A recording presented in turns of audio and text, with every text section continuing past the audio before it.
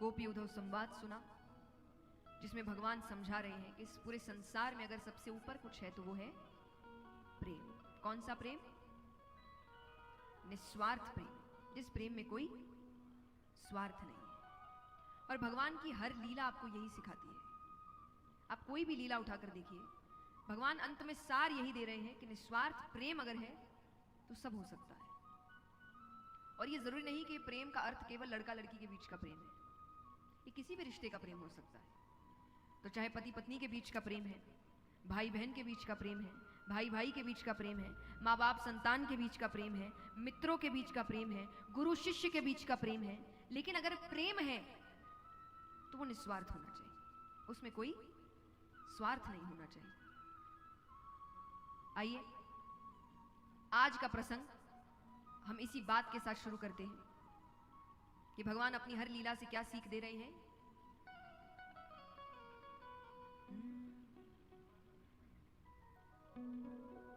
सबसे ऊंची प्रेम सगाई,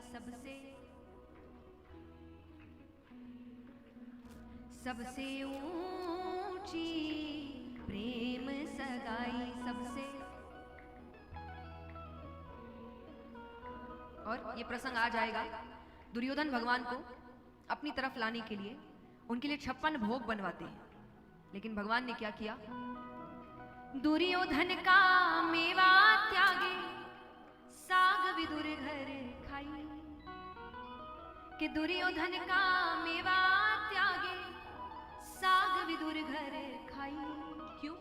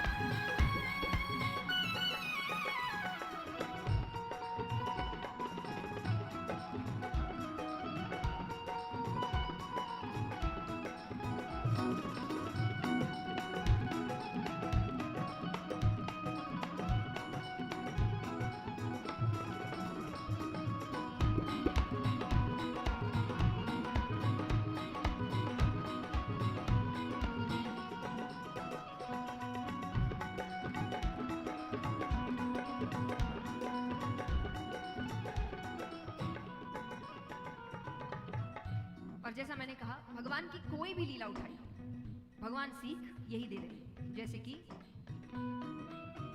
झूठे फल शबरी के खाए, झूठे फल सबरी के खाए, झूठे फल शबरी के खाए, झूठे फल सबरी के खाए, बहुविधि स्वाद बताई, झूठे फल सबरी के खाए, बहुविधि स्वाद बताई। सबसे ऊंची प्रेम सगाई, सबसे ऊंची प्रेम सगाई।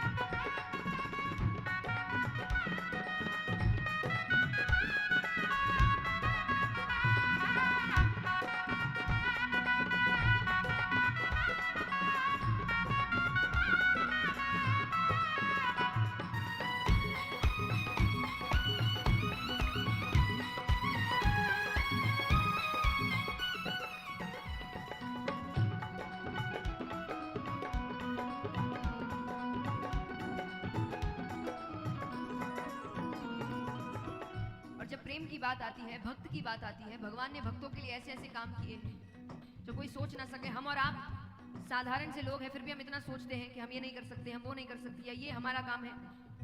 भगवान ने कौन सा काम नहीं किया भक्त के लिए?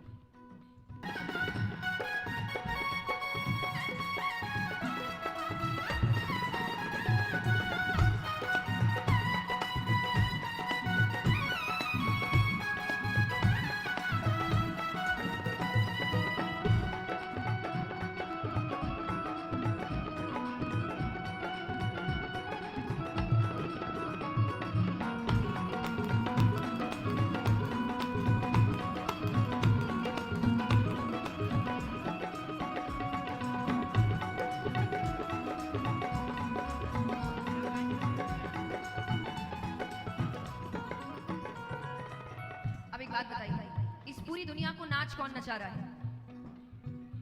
जोर से कहिए। भगवान। ऐसा कोई है जो भगवान को नचा दे? भक्त कहते हैं, ऐसी प्रीति बढ़ी वृंदावन, ऐसी प्रीत बढ़ी वृंदावन, ऐसी प्रीति बढ़ी वृंदावन, ऐसी प्रीत बढ़ी वृंदावन, गोपिन नाच नचाई, ऐसी प्रीत बढ़ी वृंदावन, गोपिन नाच नचाई।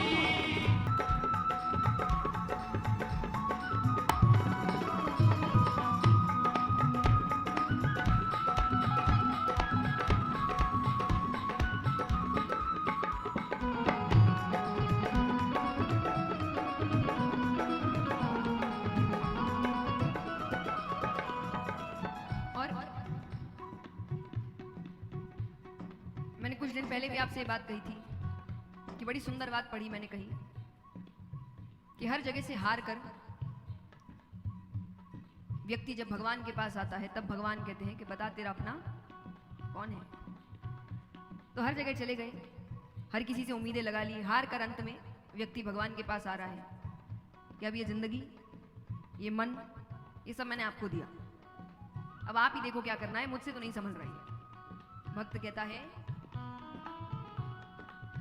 दिल को तो हमने या हमारी आप है इतना समझ लिया, दुनिया हमारी आप है इतना समझ लिया। और जब जिंदगी भगवान को दे ही दी है तो भगवान का काम क्या है? अब आप अपने हाथ से, अब आप अपने हाथ से, अब आप अपने हाथ से, अब आप अपने हाथ से इसको सजाइए, एक बार हमसे सामने नजरें मिलाइए, एक बार हमसे सामने नजरें मिलाइए।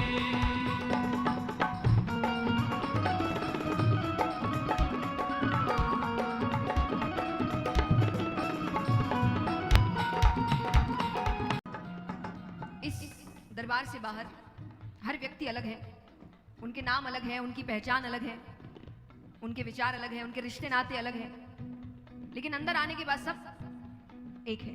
क्यों? भक्त कहता है, जो भी दरबार में आया वो अब तुम्हारा है, जो भी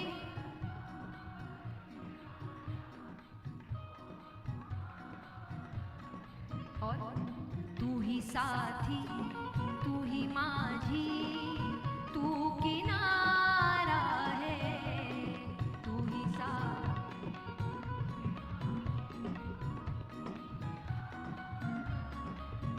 ओ जो भी दरबार में आया वो अब तुम्हारा है, जो भी दरबार में आया वो अब तुम्हारा है,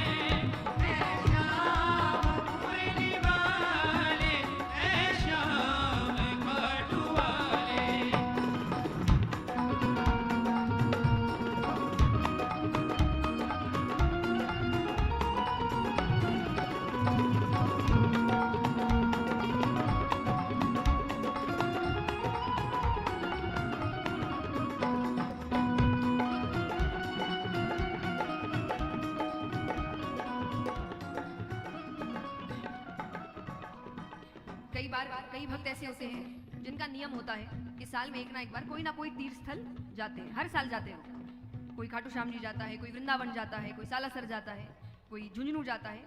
पर कईयों के नियम होते हैं कि साल में एक बार। तो कई उनके आस पड़ोस वाले रिश्तेदार पूछते हैं कि एक ही जगह बार बार क्यों जाते हो, और भी दुनिया घूमो, घूम लीजिए।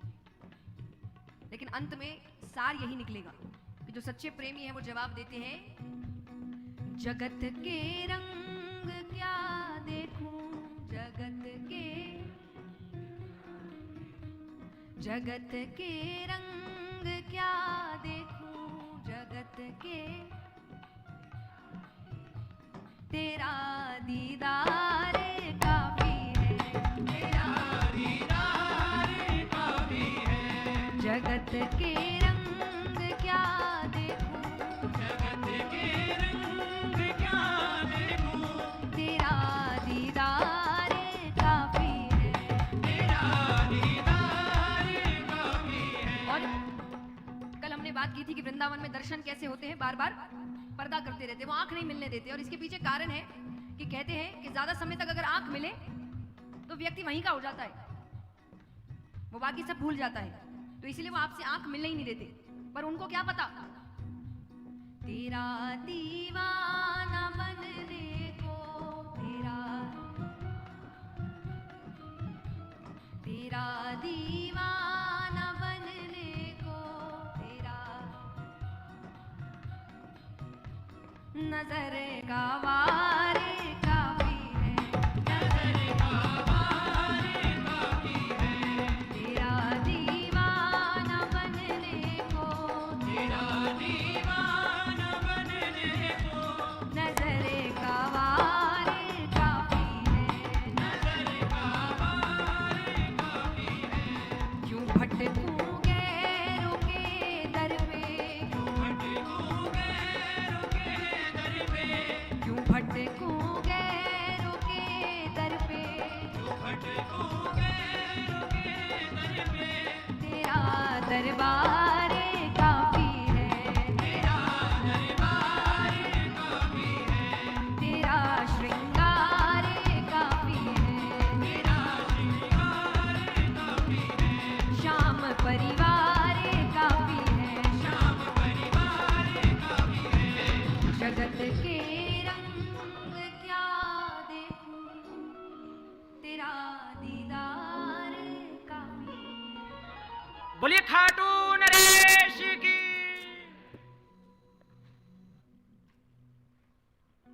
आइए, भगवान के कुल कितने विवाह माने गए हैं?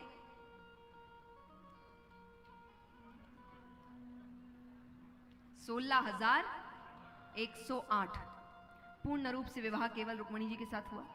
बाकी सब किसी ना किसी कारणों से भगवान के नाम दिए गए। आइए उनके बारे में थोड़ा सुनते हैं। सत्रदिक नामक राजा हुए। इन्होंने सूर्यनारायण भगवान की तपस्या करी, उनको प्रसन्न किया। तो सूर्यनारायण भगवान दर्शन देने आते हैं। उन्होंने कहा, क्या चाहिए वरदान में? सत्रदिक राजा कहे कि वरदान तो नहीं चाहिए, मैंने तो बस दर्शन के लिए किया। ऐसे भक्त कम मिलते हैं कि जिनको वापसी में कुछ नहीं चाहिए। तो वो बड़े प्रसन्न हुए। तो वो अपने गले में एक मणि पहनते थे, जिस मणि का नाम था समयंतक मणि। कौन सी मणि? समयंतक मणि। वो मणि उतार कर उन्होंने राजा को पहनाया, चले गए। अब मनुष्य का स्वभाव है, उसके पास कोई कीमती वस्तु हो, वो उसका दिखावा बहुत करता है। हर कोई करता है, कोई बहुत करता है, कोई थोड़े में ही खुश हो जाता है, पर करते सब हैं। तो मान लीजिए महिलाएं हैं, इन्होंने कोई नई अंगूठी पहनी होगी या नई चूड़ियां पहनी होगी। उस दिन इनकी सारी बातें हाथों से होंगी। अगर साधारण दिनों में कहेंगी कि कहां गए थे, यहां रख दो, तो उस दिन कहां गए थे, यहां रख दो। या कोई गले में हार पहना होगा तो बार बार उसको ठीक करेंगे। पुरुष भी कम नहीं है, ये अच्छी अच्छी घड़ियां पहनते हैं, महंगे फोन खरीदते हैं। तो जैसे ही आसपास लोग आते हुए दिखते हैं, ना इनको कोई कॉल आया होता है, ना कोई मैसेज आया होता है, जबरदस्ती जेब से बाहर निकालेंगे फोन। देखिए कि सामने वाले की नजर पड़े कि हाथ में अच्छा फोन है। यानी दिखावा सब करते हैं। तो यहां पर अब राजा भी जहां भी जाए वो मणि पहन कर जाए, और जैसे उसको आसपास लोग आते दिखे वो बार बार उसे ठीक करने लगे, सीधा करे उल्टा करे, सीधा करे उल्टा करे। अब इतना करे तो किसी की भी नजर पड़ेगी, और नजर पड़े तो वो मणि थी इतनी सुंदर कि लोग उसकी तारीफ करते। तो एक दिन राजा एक सभा में जाते हैं, वो मणि पहनकर ही गए हैं। उस सभा में कई राजा आए हुए हैं, भगवान भी आए हैं, लीलाएं तो अभी तक भगवान कर ही रहे हैं, तो भगवान भी आए हैं। उसने वही हरकत वापस शुरू कर दी, बार बार मणि को ठीक करे। भगवान की नजर पड़ती है तो भगवान को उसकी इस हरकत पर हंसी आ गई। हंसी आ गई तो भगवान हंस दिए, हंस दिए तो उसने देख लिया। अब उसके मन में आ रहा है कि कृष्ण मुझसे जलता है। ये भी कॉन्फिडेंस है भाई अपने अंदर। कई बार व्यक्ति कैसे ऐसे लोगों को देखकर कहते हैं वो मुझसे जलता है, जिनको है कि उसको पता भी नहीं होगा कि तुम हो। तो ये भी एक अपना कॉन्फिडेंस होता है व्यक्ति के अंदर कि वो भगवान को देखकर कह रहे हैं कि वो उनसे जलते हैं। पर बात आई गई होगी। कुछ दिनों बाद सत्रदिक राजा के भाई वो मणि पहनकर शिकार खेलने गए। अब वो शिकार खेलने जाते हैं तो उनका सामना एक शेर से होता है। शेर ने उनको मार दिया, वो मणि लेकर चले गए। शेर का सामना कुछ दूर जाकर एक रीछ से होता है। रीछ ने शेर को मार दिया, अब वो मणि लेकर चले गए। अपनी गुफा में जाकर अपने बच्चों को खिलौना स्वरूप दिया। अच्छा, ये रीछ और कोई नहीं, जामवंत जी है। पता है ना, रामायण देखी होगी सबने। तो जो श्री राम की सेना में भालू जैसे दिखते थे, तो जामवंत जी हैं। उन्होंने अपने बच्चों को वो मणि दे दी। अब यहां पर राजा को पता चलता है तो राजा आते हैं तो भाई का शरीर मिल गया, मणि गायब है। अब उनके साथ और भी लोग आए तो उन्होंने कहा कि भाई जानवरों को मणि से क्या लेना देना, ये तो किसी ने मौके का फायदा उठाया है। तो वो कहे कौन कर सकता है। बोले आप बताइए, आपको किसी पे शक है? वो कहे शक मतलब? बोले अरे किसी ने मणि को देखकर अटपटी हरकत की हो। वो कहे अटपटी हरकत तो एक ही ने करी थी, कृष्ण उस दिन मुझ पर हंस रहा था, उसने तारीफ भी नहीं करी मेरी। भगवान के भी दुश्मन कम नहीं है। वो कहे अरे वही चोर है, वो तो प्रसिद्ध है। तो बात भगवान तक जाती है। भगवान कहे वहां चोरी करता था तो चोर नाम पड़ा था, यहां बिना मतलब के। तो भगवान आते हैं तो देख रहे हैं जहां भाई का शरीर पड़ा था वहां से शेर के पैरों के निशान जा रहे हैं। वो खत्म होते हैं, रीछ के पैरों के निशान शुरू होते हैं। वो पीछा करते करते भगवान उस गुफा तक जाते हैं कि वो मणि दूर से चमक रही है। जामवंत जी ने भगवान को पहचाना नहीं है। तो भगवान ने उनसे जाकर कहा कि मुझे वो मणि चाहिए, वो एक देवता की मणि है। जामवंत जी कहे मेरे बच्चों को अच्छी लग गई है, मैं उन्हें दुखी नहीं कर सकता। अरे भगवान का कोई खेलने की वस्तु थोड़ी है, वो देवता की मणि है। बोले इतना है, युद्ध करो, ले जाओ। तो दोनों के बीच युद्ध होता है, मल्ल युद्ध। मल्ल युद्ध यानी कुश्ती। अब जब आप किसी से हाथापाई करते हैं, ये पुरुषों को ज्यादा पता होगा, है ना? हाथों की लड़ाई आप ही करते हैं भाई, ये महिलाएं नहीं करती, या बहुत नाम की करती है। हाँ, सबका अपनी अपनी कला है, यहां हाथों से वहां बातों से। भले ही विनोद के रूप में कहा गया था, तो एक बड़ी किसी ने बात लिखी थी कि अगर देश स्त्रियों को चलाने दिया जाए तो युद्ध कभी होंगे ही नहीं। बस कुछ देश होंगे जो आपस में बात नहीं कर रहे होंगे।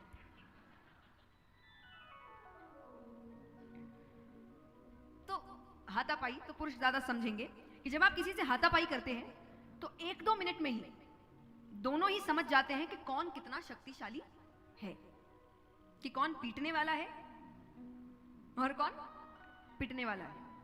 तो हाथापाई में 1-2 मिनट में ही समझ आ जाता है। तो जैसे इन्होंने युद्ध शुरू किया, जामवंत जी को समझ आ गया कि ये जब चाहे मुझे मार सकता है। खेल खेल रहा है, मार नहीं रहा मुझे, वरना एक दाव खेले और मेरी मृत्यु हो जाए, पर ये जानबूझ के दाव पलट रहा है। तो ये जामवंत जी समझ गए, और भगवान को कौन सा मारना है भाई, भगवान की तो लीलाएं चल रही है। तो कुछ समय तक ये युद्ध चला, फिर अंत में भगवान ने धनुष उठाया।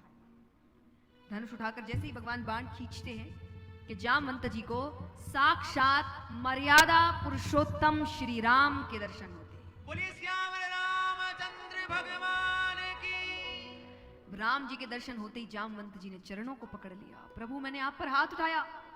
भगवान के नहीं नहीं मैंने करवाया। क्यों करवाया? बोले रावण वध के बाद सब प्रसन्न थे सिवाय तुम्हारे। तो मैंने तुमसे पूछा तुम्हें प्रसन्नता नहीं है, तो तुमने मुझसे कहा कि रावण बहुत बलशाली था। मेरी इच्छा थी मैं उसके साथ मल्ल युद्ध करता, पर मेरी इच्छा तो इच्छा ही रह गई। तब मैंने तुम्हें वचन दिया था कि मैं तुम्हारा युद्ध रावण से भी ज्यादा बलशाली पुरुष के साथ कराऊंगा। मैंने अपना वचन पूरा किया। अब मुझे वो मणि दे दो। जामवंत जी कहे दूंगा दहेज में। अच्छा, दहेज का मतलब आज जो है वो नहीं, उसका अर्थ बिल्कुल ही विपरीत था पहले। कहते ना चीजें जब शुरू की जाती है ना बहुत अच्छी सोच के साथ करी जाती है, बीच वाले आके काम खराब कर देते हैं। तो उस वक्त पिता अपनी बेटी के लिए, उसकी सुरक्षा के लिए उसको कुछ ना कुछ देते थे, चाहे धन के रूप में हो, जो बेटी के पास रहता था और बेटी की सुरक्षा के लिए था कि वो किसी और पर निर्भर ना हो। तो पहले पिता अपनी मर्जी से अपनी बेटी के लिए देते थे, आज मांगा जाता है सबके लिए। तो अंतर है पहले के इस शब्द में और आज के शब्द में, जमीन आसमान का अंतर है। तो पहले का कारण कुछ और था, बेटी की सुरक्षा थी, बेटी किसी पर निर्भर ना हो, यह ध्यान रखना पिता का था कि मेरा काम है कि मेरी बेटी उस घर में भी जाकर, क्योंकि उस वक्त काम नहीं होता था, क्योंकि जिस तरीके के काम होते थे वो स्त्रियां नहीं करती थी। चाहे खेत इत्यादि का काम है, चाहे गैया चराना इत्यादि काम है, तो वो वैसा काम नहीं करती थी। तो पिता का ध्यान रखना था कि मैं उसकी सुरक्षा के लिए कुछ ना कुछ उसको दूं, और वो रखती भी बेटी ही थी। लेकिन आज तो बात, आज तो सबके सास ससुर ननद और जेठानी और ये और वो और सबके लिए सामान आते हैं, तो चीजें बदल गई है। तो उन्होंने कहा दूंगा पर दहेज में। भगवान कहे मतलब समझते हो? बोले हाँ, आपको मेरी बेटी से विवाह करना पड़ेगा। भगवान करे मेरा विवाह हो चुका है। बोले आपने कौन सा यहां मर्यादा पुरुषोत्तम होने का व्रत लेकर रखा है? देखिए एक ही बात में दोनों बातें कह दी। पहले पुरुषों के ज्यादा विवाह होते थे, खास करके राजाओं के। एक बहुत बड़ा कारण यह भी था कि पहले पुरुषों की संख्या कम थी, क्योंकि वो युद्ध इत्यादि करते थे, तो कितने युद्ध में कितने पुरुष मारे जाते थे, स्त्रियों की संख्या ज्यादा थी, तो पुरुषों के ज्यादा विवाह होते थे। लेकिन फिर भी भगवान ने कहा, जब भगवान कह रहे मेरा विवाह हो गया, तो उन्होंने कहा आपने कौन सा मर्यादा पुरुषोत्तम होने का व्रत लेकर रखा है? यानी मर्यादा यही कहती है कि विवाह एक होना चाहिए। तो उन्होंने एक ही बात में दोनों बातें कह दी। तो उन्होंने कहा आपने कौन सा मर्यादा पुरुषोत्तम होने का व्रत लेकर रखा है? लेकिन हाँ, अगर आप कहें कि मेरी बेटी में मनुष्य वाली सुंदरता नहीं है, रीछ की बेटी है, भगवान कहे मेरे लिए सब सुंदर है, क्योंकि सबको मैंने बनाया है, मैं कोई खराब चीज बना ही नहीं सकता। देखिए हर व्यक्ति की सुंदरता क्या है कि उस जैसा दूसरा नहीं है।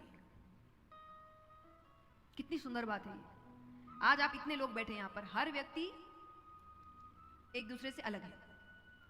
भगवान कहे इसलिए तो मैंने सबको अलग बनाया। पर तुम लोगों ने क्या किया? तुमने सुंदरता का एक रूप बना दिया और फिर उसके हिसाब से तुम बराबरी करने लगे, और फिर तुम कहने लगे ये सुंदर है और ये नहीं है। पर मैंने तो ऐसा कुछ बनाया ही नहीं था। मैंने तो हर व्यक्ति को अलग बनाया कि वो अपने आप में सुंदर है, क्योंकि उसके जैसा दूसरा है ही नहीं। इसी बात में इतनी सुंदरता है। पर तुम लोगों ने अपना खुद का आकलन करके बना लिया कि ये सुंदर होता है और ये नहीं होता, इसलिए दुखी भी तुम ही हो। मैंने ऐसे काम नहीं किए थे। देखिए हमने, मैंने कहा ना, सब हमने बिगाड़ा। उन्होंने हर चीज सही मानसिकता के साथ दी थी, हमने हर चीज को बिगाड़ लिया। इसीलिए मैं कह रही हूं भगवान की लीलाओं को संसार की दृष्टि से बहुत मैली है हमारी दृष्टि। उस दृष्टि से आप भगवान को देखेंगे तो आपको भगवान कौन सा सही लगने वाले हैं? उनमें भी 10 गलतियां नजर आएगी। आज संसार में आप देखो, व्यक्ति कितना ही अच्छा काम कर ले, फिर भी उसकी एक कमी हमें ऐसा लगता है, लोग उसी को उजागर कर रहे हैं। आज इंटरनेट का जमाना है, ट्रोलिंग है, ये है, हाँ कि ना? अच्छी से अच्छी बात भी हो, लेकिन आप जाइए नीचे कमेंट सेक्शन में, आप देख लीजिए कोई एक होगा जो उस बेहतरीन वीडियो में भी एक कमी निकाल चुका हो। तो उस व्यक्ति जो भगवान की कमियां भी निकाल रहा है, हमारी आपकी नहीं निकालेगा। क्या फर्क पड़ता है? और मैं हमेशा कहूंगी कि इस समय क्रोधित होने की बजाय दुखी होने की बजाय भगवान से प्रार्थना करिए कि भगवान उसकी जिंदगी ठीक कर दो, उसको थोड़ा काम दे दो, इतना खाली समय है कि वो सबकी जिंदगियां देख रहा है, उसको थोड़ा व्यस्त कर दो। तो उसके लिए प्रार्थना करिए, क्योंकि कई बार याद रखिए व्यक्ति आपकी तारीफ इसीलिए नहीं करता ना कि वो आपसे जलता है, पर क्योंकि आप कुछ ऐसा कर रहे हैं जो वो करना चाहता था पर ना कर सका।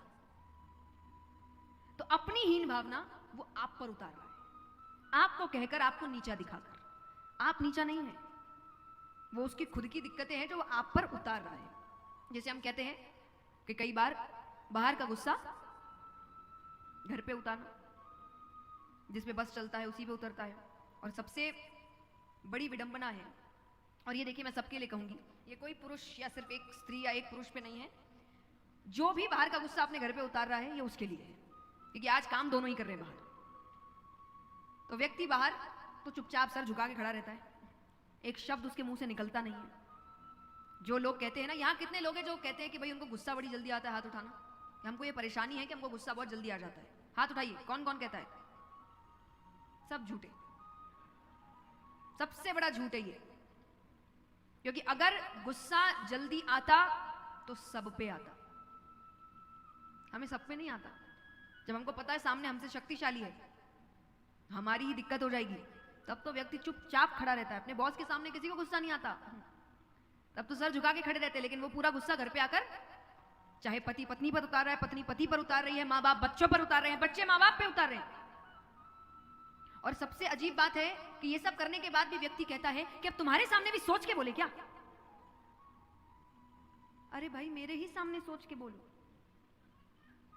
क्योंकि आपका घर संभालने वाले आपके परिवार ही हैं, आपके अपने आपका परिवार है। आपकी दिक्कतों में, आपकी खुशियों में आपका परिवार आपके साथ खड़ा है, वो बाहर वाले नहीं खड़े। तो आपको सोच के उनके सामने बोलना है। दुनिया वाले नाराज हो भी जाए तो चलेगा, जब अपनों को ही सुखी नहीं रखा तो दूसरों के क्या रखोगे? तो आप बाहर का पूरा गुस्सा आकर घर पे उतार रहे हो और फिर इसको प्यार का नाम दे रहे हो। यही तो प्यार है? नहीं चाहिए, बाहर वाला प्यार दो, जिसमें सम्मान है, इज्जत है, अच्छे शब्द है। और कई बार जब हम कहते हैं ना कि तुम्हारे सामने, तो कई लोग कहते हैं कि नहीं भाई ऐसा रिश्ता तो अच्छा नहीं है जहां सोच समझ के बोलना पड़े। सोच समझ के बोलने का अर्थ होता है, मान लीजिए कि दोनों पति पत्नी में से कोई भी हो सकता है, कोई गलती हुई तो जो साथी है वो दूसरे से कहेगा कि भाई ये जो कार्य किया ये थोड़ा सा गलत हो गया, इसको इस तरीके से भी कर सकते थे तो शायद असर थोड़ा और अच्छा होता, या अपना काम इतना खराब नहीं होता। ये भी एक तरीका है। और एक तरीका है, क्या काम, क्या अक्ल नहीं है, 2 रुपए की अक्ल नहीं है, कोई काम करना नहीं आता है, सब काम बिगाड़। बात तो ये भी है, बस बोलने का तरीका है। बात तो एक ही हो रही है कि काम गलत किया, एक किस तरीके से बोल रहा है और एक। तो इसको कहते हैं सोच समझ के बोलना। तो बाहर का कचरा घर पर मत उतारिए, क्योंकि याद रखिए अगर वहां कंट्रोल कर सकते हो तो यहां भी कर सकते। तो यहां पर हमने हर चीज के लिए अलग नियम बना दिए, वरना भगवान ने तो हर चीज की शुरुआत अच्छी करी थी। तो भगवान का विवाह जामवंत की पुत्री जामवंती के साथ होता है। फिर सत्रदिक राजा के पास जाते हैं, उनको मणि वापस करते हैं। उन्होंने कहा कि मुझसे गलती हो गई। भगवान के कोई बात नहीं, मैंने माफ किया। बोले नहीं, मैं तभी मानूंगा जब आप मेरी बेटी से। अरे भगवान कहे मेरा विवाह हो चुका है। अरे बोले एक हो गया, एक और सही। तो भगवान का विवाह सत्यभामा के साथ होता है। इसी प्रकार अलग अलग कारणों से कालिंदी, वृंदा, सत्या, श्रुति, लक्ष्मणा 8 विवाह होते हैं भगवान के। बाकी बचे कितने? 16,100। उसके बारे में थोड़ी देर बाद सुनते हैं। अब चलते हैं हम सुदामा जी के पास। कल उनका आधा प्रसंग सुना, दोनों गुरुकुल में मिले, शनि वाला प्रसंग होता है। उसके बाद सब अपने अपने घर चले गए, बड़े होते हैं, विवाह हुए, बच्चे हुए। उसके बाद सुदामा जी के जीवन में दरिद्रता आई। ऐसी दरिद्रता, उनके घर में अन्न का दाना नहीं है, बच्चे तड़प रहे हैं भूख से। हार कर पत्नी ने कहा कि आपने एक बार कहा था कृष्ण आपके मित्र थे, आप दोनों गुरुकुल में साथ पढ़ते थे, आप उनके पास क्यों नहीं जाते, वो कुछ तो सहायता करेंगे। भगवान के सुदामा जी कहे मांगने तो मैं नहीं जाऊंगा, मैंने स्वार्थ की मित्रता नहीं करी है, मुझे पता है वो कहां रहता है, मैं इतने समय से उससे मिलने नहीं गया, आज परेशानी आई है तो मांगने चला जाऊं, मैंने ऐसी दोस्ती नहीं करी है। तब पत्नी ने कहा ठीक है, मांगने मत जाइए, मिलकर आइए। कह देना मैं पास से गुजर रहा था, सोचा तुमसे मिलता जाऊं। अगर अपनी असलियत नहीं बता रहे हैं तो हमारी संस्कृति कहती है किसी के भी घर खाली हाथ नहीं जाते। तो पत्नी ने कैसे तैसे इधर उधर से इकट्ठा करके एक छोटी सी चावल की पोटली तैयार करी कि ये उनको भेंट स्वरूप देना। सुदामा जी जाते हैं, आइए। देखो देखो ये गरीबी, ये गरीबी कहा, शाम के दर पे विश्वास लेके आया। मेरे बचपन का यार है मेरा शाम, यही सोच के एक आस लेके आया। अरे द्वार पालो कन्हैया से कह दो, अरे द्वार कन्हैया से कि दर पे सुदामा गरीब आ गया है।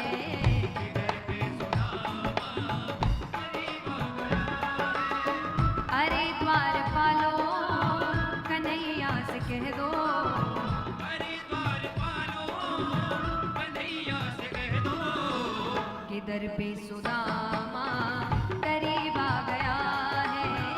इधर पे सुदामा गरीब आ गया है। भटकते भटकते न जाने कहाँ से, भटकते भटकते न जाने कहाँ से तुम्हारे महल के करीब आ गया है। तुम्हारे महल के करीब आ गया है। अरे द्वार पालो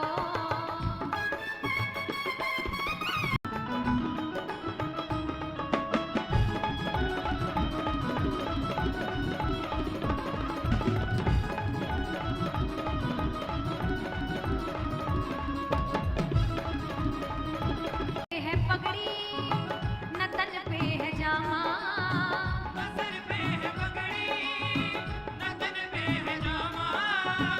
बता दो कन्हैया को नाम है सुदामा हो।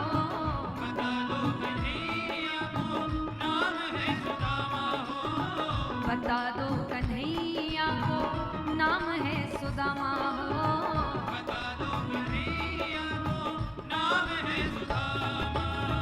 बस एक बार मोहन से जाकर ये कह दो, बस एक बार मोहन से जा करके कह दो कि मिलने सखावत नसीब आ गया है।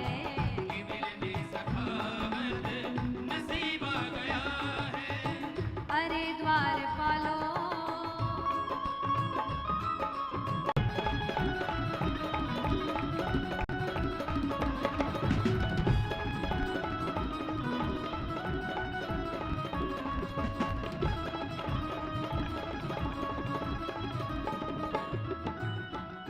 अब द्वारपाल सोच रहे हैं कि इतना कह रहा है तो जाकर कह ही आते हैं। एक द्वारपाल अंदर जाता है और जैसा जैसा सुदामा जी ने कहा वो सब कुछ कहकर आता है। और फिर ये सुनते ही दौड़े चले आए मोहन, ये सुनते ही दौड़े चले आए मोहन। लगाया गले से सुदामा को मोहन हो। लगाया गले से सुदामा को मोहन हो। लगाया गले से सुदामा को मोहन हो। लगाया गले से सुदामा को मोहन। हुआ रुक्मणी को बहुत ही अचंभा, हुआ रुक्मणी को बहुत ही अचंभा कि मेहमान कैसा अजीब आ गया है। कि मेहमान कैसा अजीब आ गया है। अच्छा, अजीब आ गया है मतलब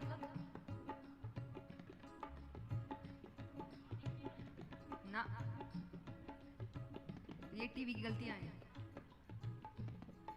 क्योंकि वो लक्ष्मी है भाई, भगवान की पत्नी है। वो ऐसे विचार थोड़ी कर सकती है कि कोई ऐसा दिख रहा है उसके ऐसे कपड़े हैं। अजीब, यानी आज तक तो उन्होंने यही देखा था कि लोग भगवान के लिए दौड़ते हैं, लोग भगवान के लिए रोते हैं। उनको लग रहा है ये कौन आ गया भाई जिसके लिए भगवान दौड़ के जा रहे हैं। तो उनको ये अजीब है। वो नहीं कि आप जो देखते हो कि भाई कपड़ों को देखकर ऐसा कर सकते, वो लक्ष्मी महालक्ष्मी है भाई, उनकी ऐसी सोच होगी, वो भगवान है।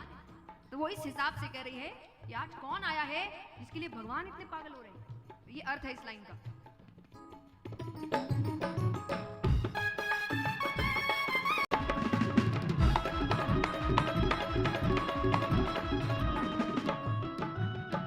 अब भगवान सुदामा जी को अपने बराबर से बैठाते हैं और चरण धोने के लिए जल लेकर आते हैं, और उनकी नजरें जब चरणों पर पड़ती है तो कांटे चुभे हैं, खून निकल रहा है।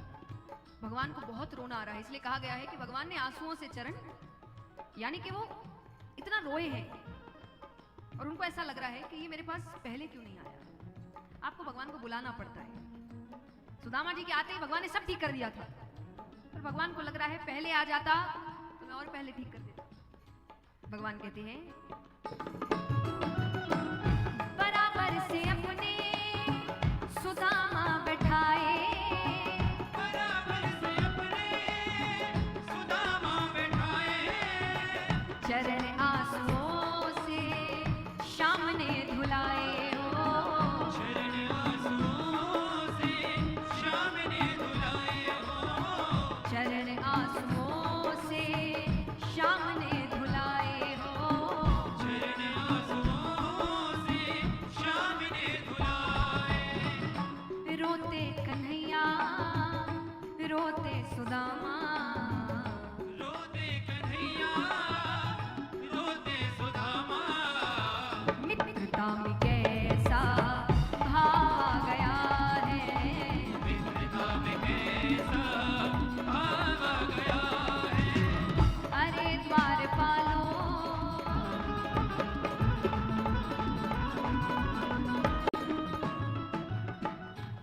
अब सब काम हो गया, अच्छे से मिल लिए, बैठे हैं, बातचीत कर रहे हैं। अब यहाँ पर सुदामा जी भगवान के ठाट बाट देखते हैं। सुदामा जी देख रहे हैं इतना बड़ा महल, इतने सेवक, हर थोड़ी देर में कोई आ रहा है, कोई सोने की वस्तुएं ला रहा है, कोई मोतियों का थाल लेकर आ रहा है, कोई 56 भोग लेकर आ रहा है। उनको लग रहा है अब इन सब में मैं अपनी चावल की पोटली निकालूं, तो अपनी पोटली छिपाने लगते हैं। लगे फिर सुदामा पोटली छिपाने, लगे फिर सुदामा पोटली छिपाने, दीनता को अपनी कैसे बतावे हो, दीनता को अपनी कैसे बतावे हो, दीनता को अपनी कैसे बतावे हो, दीनता को अपनी कैसे बतावे। छीन के कन्हैया लगे उसको खाने, छीन के कन्हैया